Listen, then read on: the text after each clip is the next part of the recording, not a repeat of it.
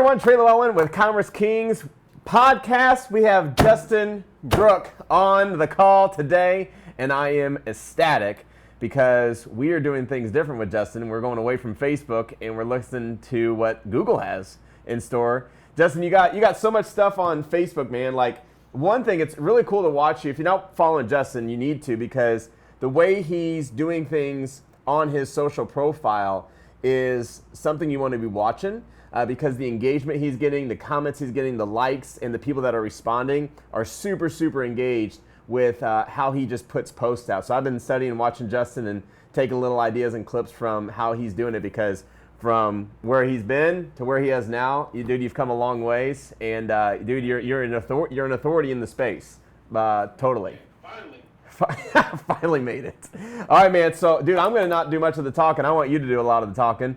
And I want to hear, so tell us about Google. How do we get started? Is it niche specific? Like, I just want to know everything about Google and like how I can make money from there.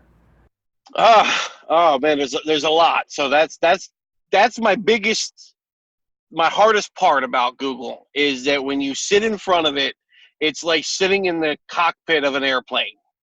However, if you get over the shock moment of like when you first log in, you see all the buttons everywhere. It's older, so it's not as sexy as Facebook is. The interface is different, and they keep trying to make it better. I'm like, guys, just leave it alone at this point. Like, just stop messing with it.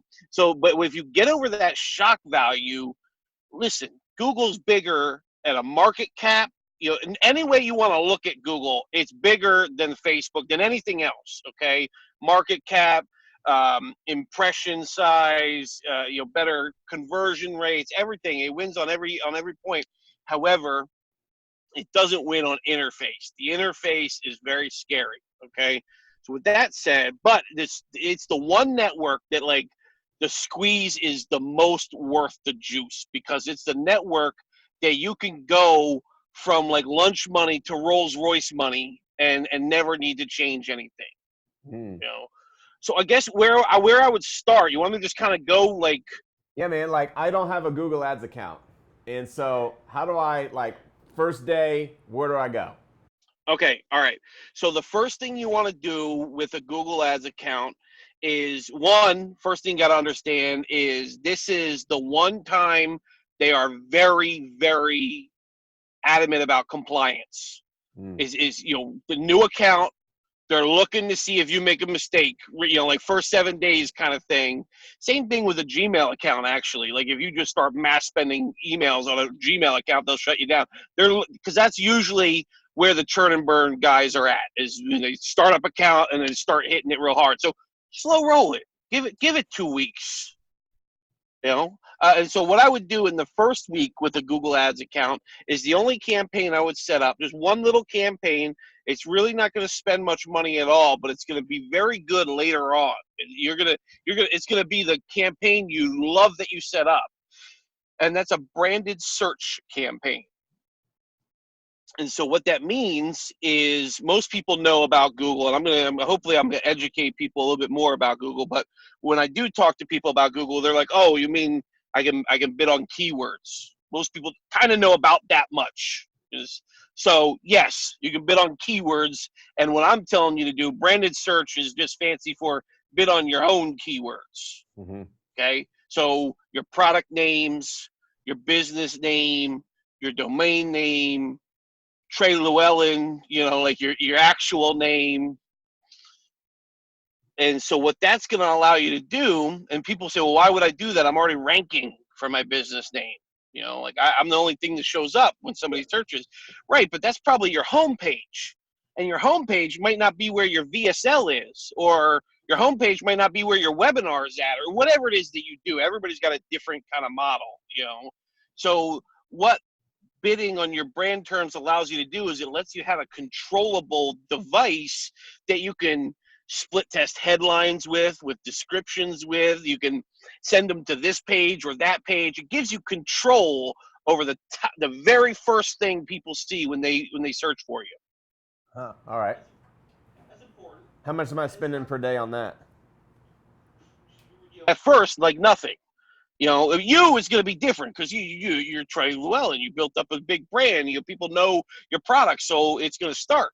When I did this for one of the Agora companies, first thing I did, because I know that this stuff exists, and this will make sense and why I'm talking about it here.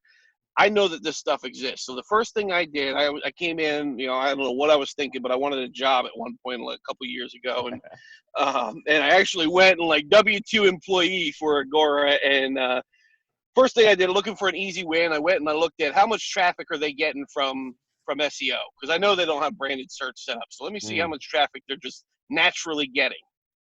Over 400,000 visits per year coming to their homepage from people who probably saw an ad or a VSL and they just did some Googling, like, who the heck is this company? That's a natural consumer tendency. Like, they see an ad, they go and see who the company is. Yep. And so I implemented branded search, and overnight 30 sales a day, and those sales are worth $150 to $500 a day. And they were seeing that over and beyond of what the 400,000 was giving them. They were getting 400,000 visits, but they were just confused people coming into their homepage. Got it. And then you were pushing to like a sales letter or a VSL, and then you got it. So I put the branded search up, and now I was able to take all those confused people and send them right where we wanted them to go, instead of just like confused people browsing around the homepage. Which, if you know anything about Agora, their homepages are like for the media. There's nothing there. Yep. It's just so. That's the reason why. So if you are an established brand and you don't yet have branded search, you're literally just leaving money on the table. It's just sitting there waiting for you to come by and collect it. And if you are not an established brand, as you start doing everything else that I talk about, or even if you just start doing Facebook ads, that is going to be like a traffic collector, like a traffic recycler. Because every marketing you do, even the word of mouth that you do, people are going to end up Googling you, and then you're going to have that controllable device right there at the top that you can help modify where that traffic goes and increase its performance. Okay, so they got 30 sales a day. They're like, woo! Like for Agora, that's we're that's nothing for Agora. They were like, yeah, all right, first day, that's okay, that's a good shot. Let's see what else you can do. Yeah, all right. So we got the branded thing campaign up. We got, some traffic coming our way, maybe no sales, especially if we're not branded or no one knows who we are yet. And then, so now Google compliance is like, this guy seems okay after 2 weeks. What's... He's legit, he's got a campaign going. He's not trying to push the envelope too hard or anything like that. So then the next thing that I would do is I'd probably set up retargeting next. The thing that's made me successful over all these years, I go way slower in the beginning than everybody else does. I look like a sissy in the beginning because that lets me go faster than everybody else later on. Got it. So I'll set up the foundation. I'll take my time in the beginning so that I can hammer it later. And so I'll go retargeting next. Most people don't know that retargeting exists on Google. So they know retargeting from Facebook, and that's great. You hit Facebook, maybe you hit Instagram too. That's 2 websites out of what? 50 million, however many websites. So Google lets you hit the rest of the web. That's, if nobody's thinking that's big, you should check your pulse. That's pretty big. So it lets you follow them everywhere else in the world that they would go. Lets you retarget to Forbes and Wall Street Journal and wherever else. By the way, internet marketers love anime websites. Just a weird thing that I've noticed in my retargeting. It doesn't tell me who's gone there. So anybody who's worried right now and thinking I saw it doesn't tell me who's gone there. Just know that a lot of my traffic tends to come from anime websites. From retargeting. I know that. Anyways, I would not have known that without retargeting. So I set up retargeting because this again is another traffic recycler. You're not going to spend much money, but it's going to be there for when we do, and that's where we're going to start talking about how to really hit it. And this part that I talk about next is what I, helped Agora go to $65,000 a day with. We were doing 800 sales a day, and now they thought I was all right. Okay, so you set up the retargeting. What that looks like is you're going to have to connect your Google Analytics account to your Google Ads account. You got to link them. You'd think that they could just do that for you.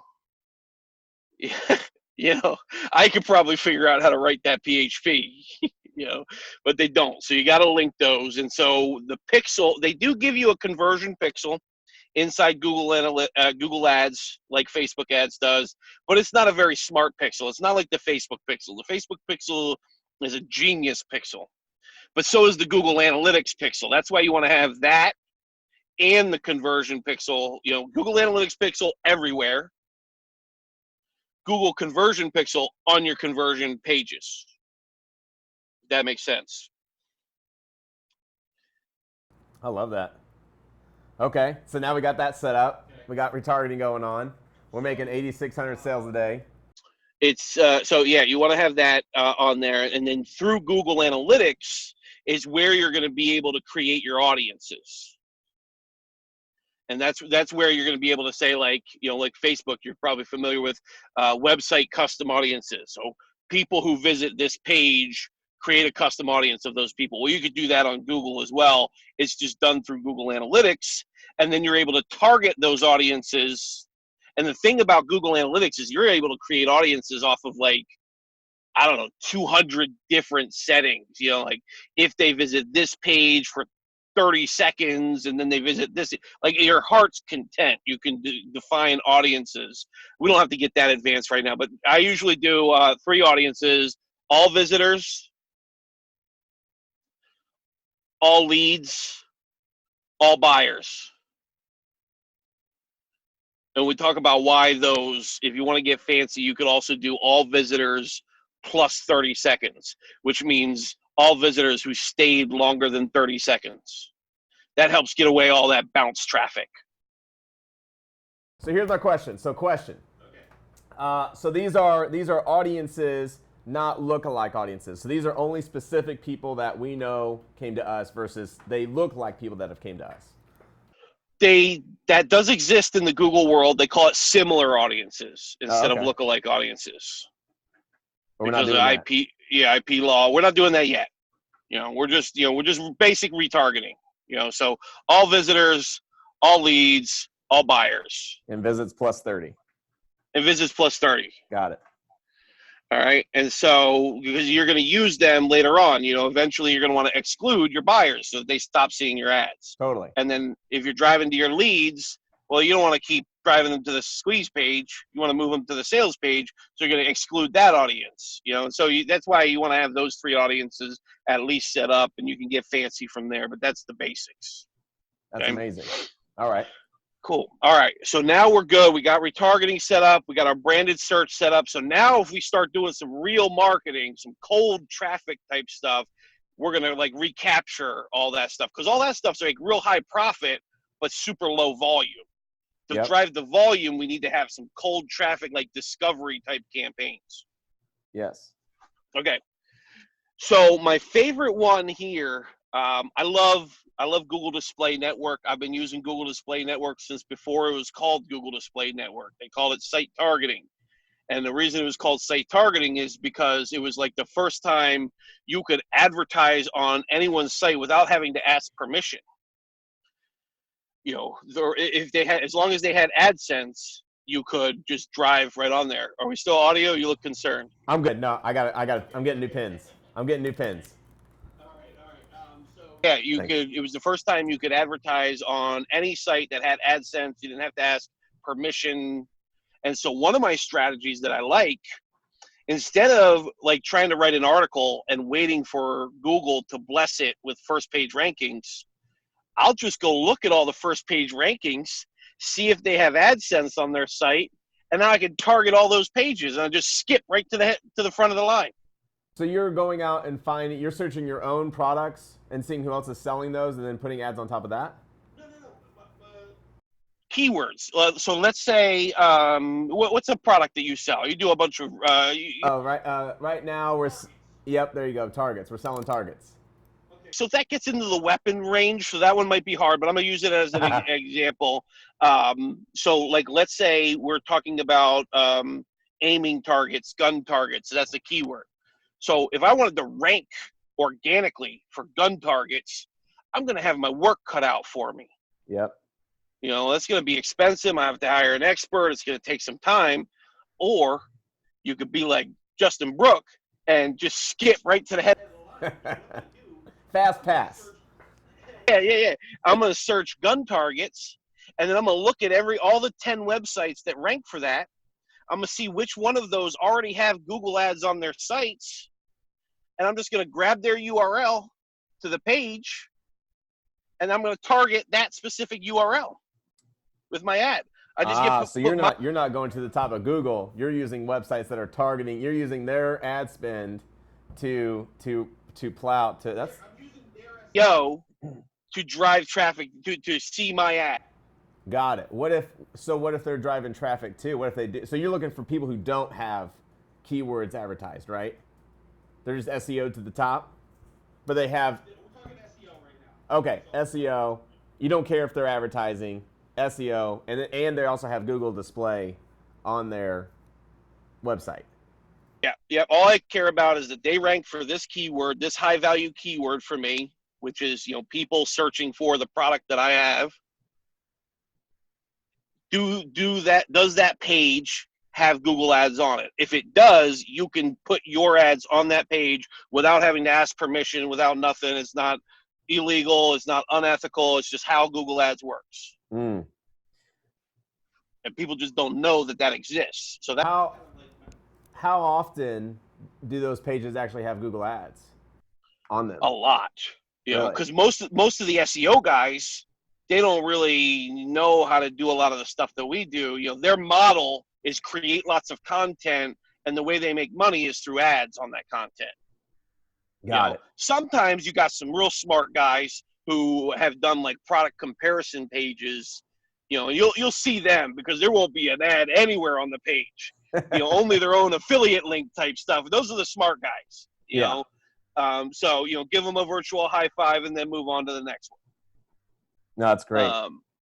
So you normally see those type of pages with no ads when you're looking at like very product specific type stuff, because that's when the product the affiliates show up, because those are the good juicy keywords. We can talk about how to show up for those too, but let's talk about this for now. So you're looking at whatever keyword, just somebody who might be searching for you. For me, it would be like Facebook ads course. For you, it'd be like gun targets or super bright flashlights, or I forget everything that you sell, but I know you. So how do you know what keywords? Like, I'm pretty dumb when it comes to that stuff. I'd be like targets, and then my mind just like, I don't know what to do.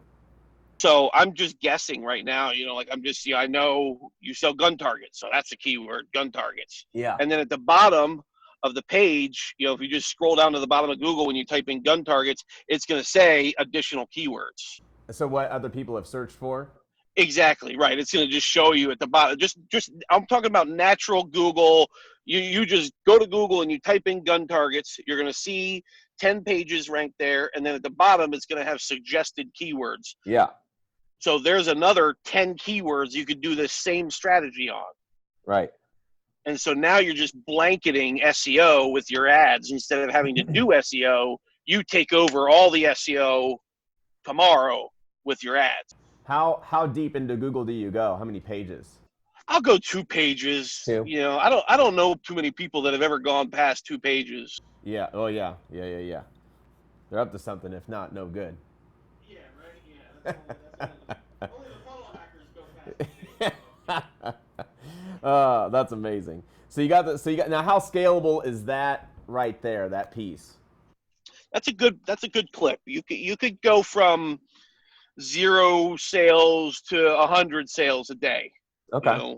You climb up pretty good there, but the next one that I talk about is the more advanced. So I want to give people kind of a growth pattern that they could follow. They start with the branded search, retargeting, this little strategy here. And then the next one is how you go from like 100 sales a day to 1,000 sales. Quite literally the one that I've set up for many different Agora companies. So let me do this for you. This has been fantastic opportunity information. I know you sell a course on all this stuff. That goes way into deep. So how about you give yourself a real quick shout out and tell people how they buy that course?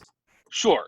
They go to adskills.com, and we've got this level of stuff for Google ads, Facebook ads, YouTube ads, LinkedIn ads, Twitter ads, Snapchat ads, push note. We got it all. We cover it all. and we make sure that every instructor has at least spent $1 million. Because even if you're not making money at $1 million, you know you've made enough mistakes to be worthy of. Yeah. And I'll say this: it's so good that my man Frank Kern even gave Justin a shout out live on his social news feed, unpaid, unbeknown to Justin. Justin kind of was like, "Whoa." I thought they photoshopped it. I thought somebody was punking me, man. No, so that's how good that stuff. So check out Ad Skills; it's some good stuff. All right, first off, before we go to a thousand sales a day, I feel we're missing one big key component, which is generating that click. So what does the damn banner look like? That's on these websites. Like, is it a naked girl say click here to lift my dress, or is it like gun targets, click here? Yeah, no. So the best ones, my wife, she doesn't really know how to use Photoshop or any of those things, so she makes them. I think it's the weirdest way to make an ad ever, but she just gets it done. She just moves things around in a PowerPoint and then takes a screenshot. That's what I did. That's all. It works. It gets it done. So that's how she does it. What you want, I believe in following. This is the gun to my head. What I do every single time. I like the little 300 by 250 banners. They call them mid-recs. If you want to sound like you've been in the industry for years, say, "Yeah, I need a package of mid-recs." And you'll sound like you know what you're talking about. And then everybody will go Google mid-recs. What was he talking about? So this is just a little 300 by 250 banner. I've driven millions of dollars. I've literally done billions with a B impressions. This little size thing wins the most by far out of every other type of ad that you can run. Okay. And so that's the sizing. You start with a basic white background. Top half, you want it to be like an image. If you think about what a Facebook ad looks like, the top half is white and the bottom half is an image. Yeah. Flip that. Huh. All right. That's what you want. You want the top half to be an image. Almost like most people have seen a native ad these days where it's got like a weird image and then like a little phrase underneath. Yeah. That's kind of what we're doing. That's what works really, really well. Okay. And then copy underneath. Yeah, so I'll normally do like the top half is some kind of relevant image. Try a few different ones, and then the bottom I have like a blue headline, short. Think like email subject line. When you're writing your headline here, you don't have a lot of room. Got 300 pixels, so go easy on the words. Then a little gray description underneath the blue headline. And then I like to test, the link just below the description over on the right-hand side, little learn more, read more, watch now. Is that a link? Does that look like is that text or is that a button? I make it look like a link. Okay. I've been doing this for years. I'm telling you, this is what I teach my own son. It's what I do myself.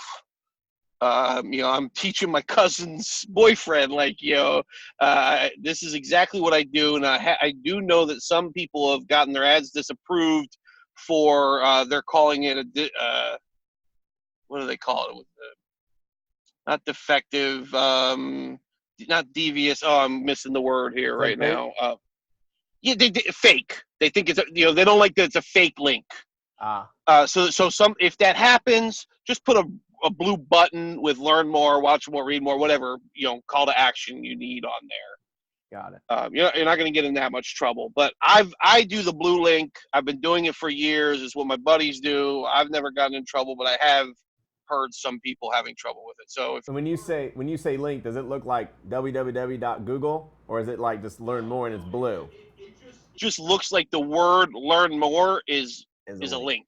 Got it. It's this little blue underline underneath of it. Yeah, that's all, Yeah. Sometimes I do red. I split test red or blue. How many banners are you making per campaign? I start with just the 300 by 250. Yeah. And I'll normally make 3 different banners. Okay. Okay. One of them with an angle that is towards pleasure. So make $1 million, how to get wealthy. That's a towards pleasure. Another one that's away from pain. So save $100, an away from pain angle. And then the other one will be like a contrarian, a controversial type of angle. Because you never know, like the internet marketer world, we're totally towards pleasure driven. Mm-hmm. We all want to make $1 million. We don't want to save $100. The rest of the world wants to save $100. Yeah. And so you never know, like, what is somebody's trigger? Is it towards pleasure? Is it away from pain? Or don't get shot. Yeah. It could be. Yeah, that would be it. Or it could be like a controversy type thing. Some people are into that too. So those are the 3 different ones that I try, and I'll run that first. That's what I do. I'll run those, and when I find one that works, then I'll go and I'll make all the other sizes and text ads. By the way, little pro tip. I want to credit my buddy Tommy Powers for teaching me this one. Split your image ads and your text ads into 2 separate campaigns. So one text ad campaign, one image ad campaign. The reason you do this is they will both work side by side. They both are effective. But if you put your images with the text will kick its butt all the time because it can mold into any size. So if you mix them together, it'll look like your image ads aren't working, but if you separate them, they can actually both work at the same time. Okay. So that's how I doubled. I was at like 200 something sales a day, and then I doubled their budget overnight because Tommy. I was like, "Hey Tommy, can you look at my campaign?" He looked it over. He's like, "Dude, you're mixing your images with your text." And so I did that. Went from 200 sales a day to 400 sales a day overnight just by splitting those. So when you say split, you're talking about tear it in half. Well, no, I mean like one campaign is you're using text ads, meaning you just type in a headline and a description and a link, and it does it. So no images, no 300 by 250, nothing like that. Got it. So that's the difference in Google. We have we have image ads and we have text ads in Google. Got it. See, I'm new to this. This is great. Facebook guys, you have what we call a hybrid ad. Image, text ads. Got it. So what we just described, the 300 over 250, that's all image ads. That's an image ad. Yeah, and then the other one was like do another campaign with same text, which is in those image ads, just the text though, for the most part. Right, just the text. Email subject line, description, link here, click now. Got it. All that same stuff we talked about is just text, no image. How do you know these are when it's winning? Like how do you know when you got a winner? Oh man, I mean it just shows you. It's pretty clear this day. You'll see one is spending money and not getting conversions, and then the other one is spending money and getting conversions. And if you can't see the difference, then either your tracking is not set up right, or like your offer is not working. Yeah. So in that regards, on Facebook, if I got a $20 item, I'm usually paying $20 to get a conversion. You really what I've seen is that cost to consumer on the front order page is usually what my conversion is, my cost. So like for instance, you got the guys, I spent $5 a day, but I got a $60 item. Well, you're not going to know if you're going to get a conversion, in my thoughts, until you're, 20 days out. Where at Google is the same thing. You said like basically, hey, if I got a $20 item, I probably should spend $100 a day to see if I can get a couple conversions coming in. Yeah. So with Google, man, it's a very complicated question. Let me try to figure out how to answer this the right way without confusing everybody and getting all geeky. So with Google, you want to try and work towards 100 conversions in the beginning. Okay. And when you get to 100 conversions, it's not like Facebook where you need X per day or X per week or whatever. It's just, remember, their pixel is not as intelligent. Their Google Analytics is super intelligent. Their pixel is not.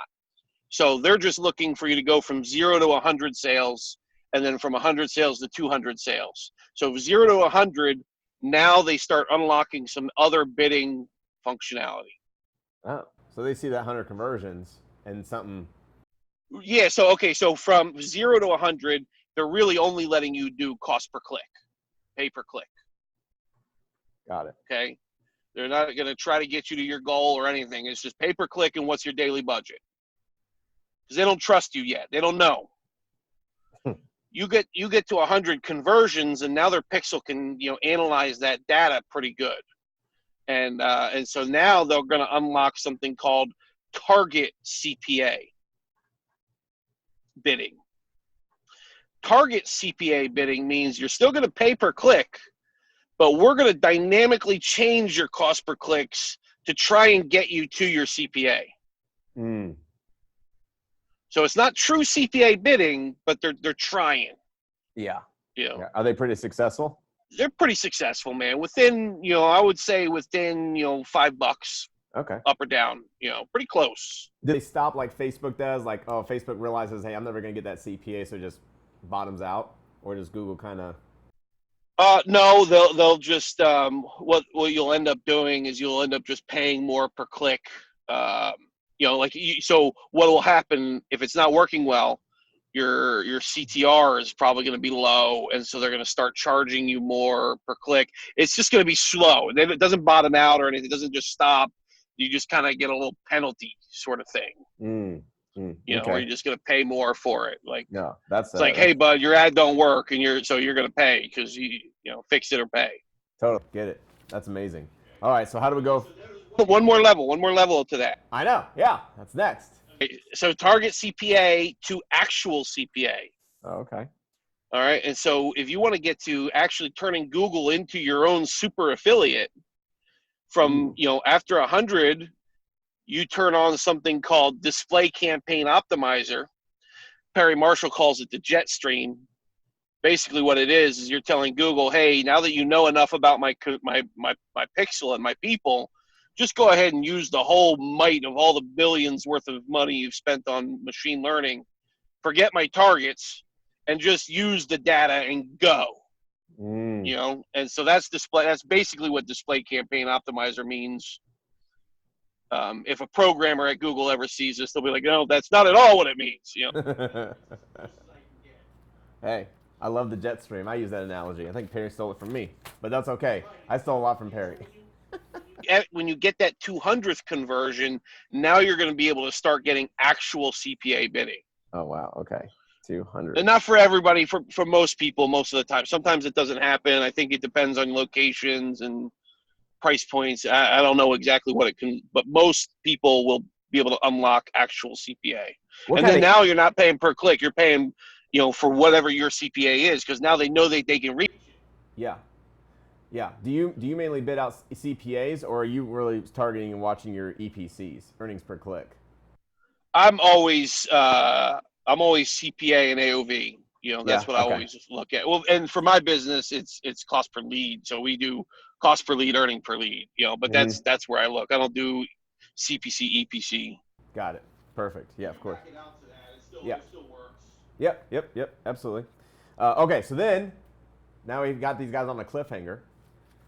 Where do we go? Where do we go from the cold traffic to taking over other people's pages to full out making, what did you say, 1,000 sales a day, going nuts? Yeah, 1,000+ sales a day. Okay, so we did branded search, we did retargeting, we did the taking over the SEO. We talked about ads, we talked about bidding, conversions. So the next level, practically experts.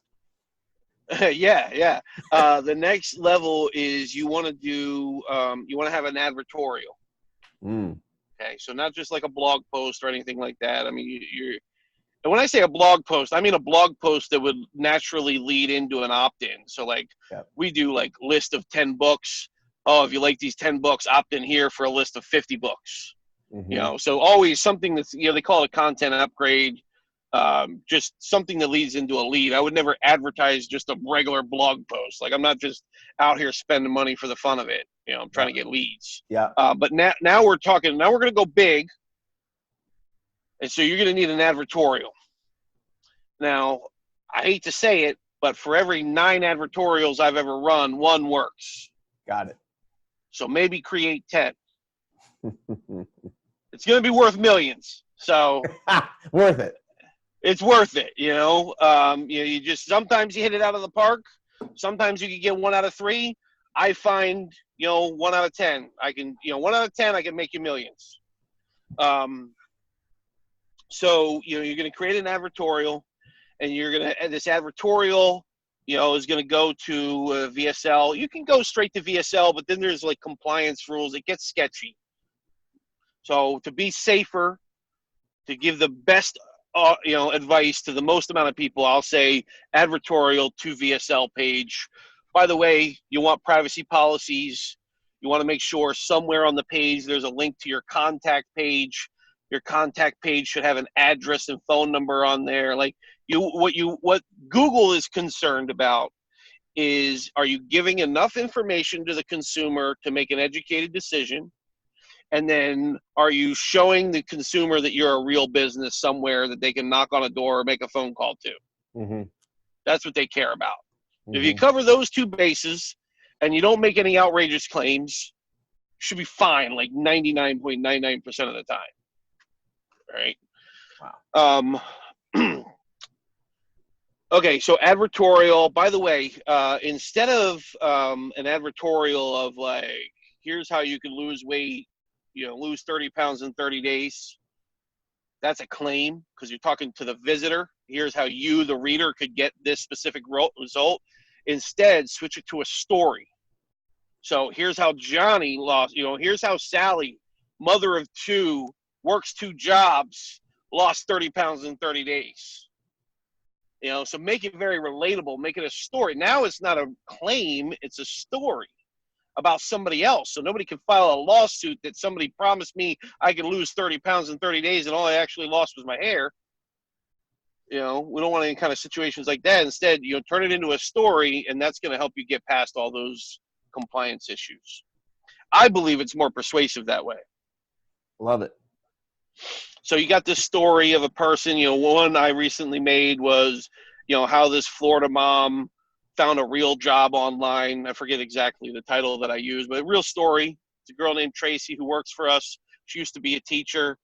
She now, you know, took our course, and now she's a digital advertiser. She gets to work from home. She had her son was having medical problems, and she had to leave her job. She needed a way to work from home.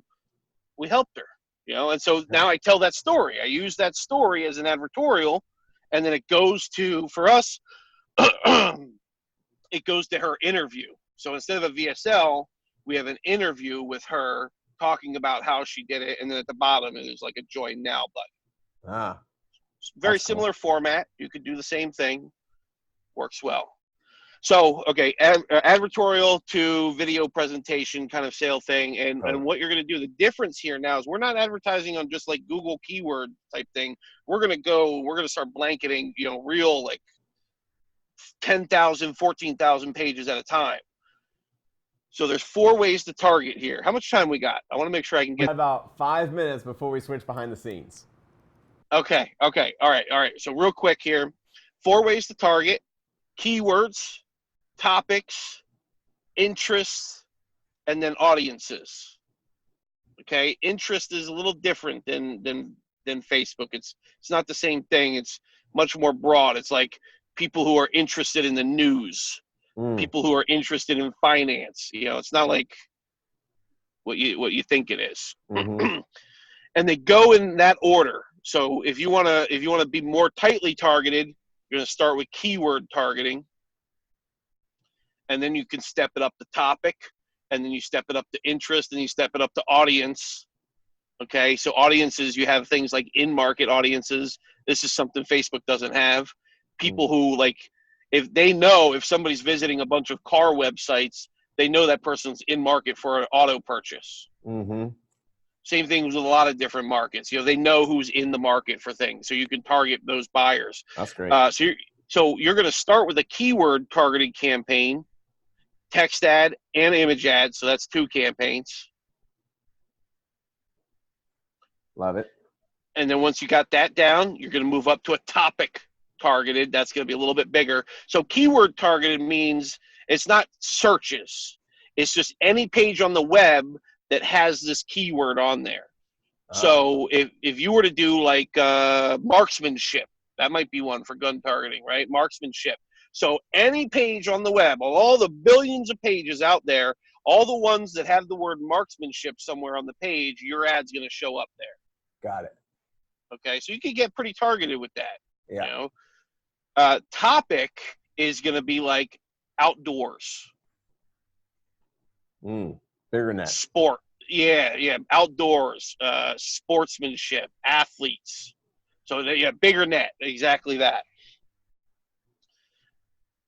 And then you go to interest. Interest would be like, just I'd have to look at the targets. There's like 300 plus targets in there, but even bigger than the topic. So it'd be like everybody interested in any kind of sports recreation. Yep. And then you finally have the in-market audiences. Now, if you one other level, little fancy tip, if you want to layer on the audiences, like an in-market audience with a keyword, so people who are in market for a car and the keyword Mercedes, now you could get really targeted. I mean, we were doing it for a pet food company, and so we were able to show ads to people who were known pet owners in market for. There's actually an in market for pet food too. Crazy, they have it. So in market for pet food, and then on any page that had the word puppy.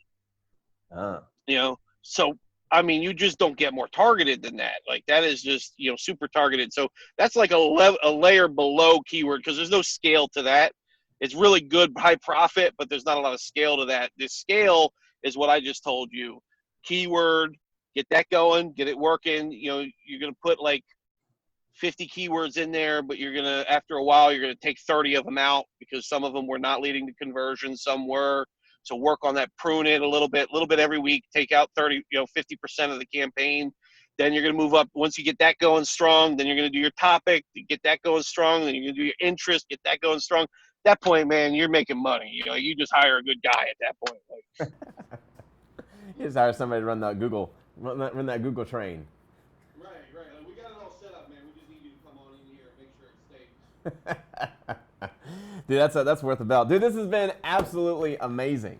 I appreciate you coming out. I know you gave a little spoiler alert earlier. I want you to do it again. How do they find you? How do they buy a course that goes way into depth of what you just explained in a little over 45 minutes?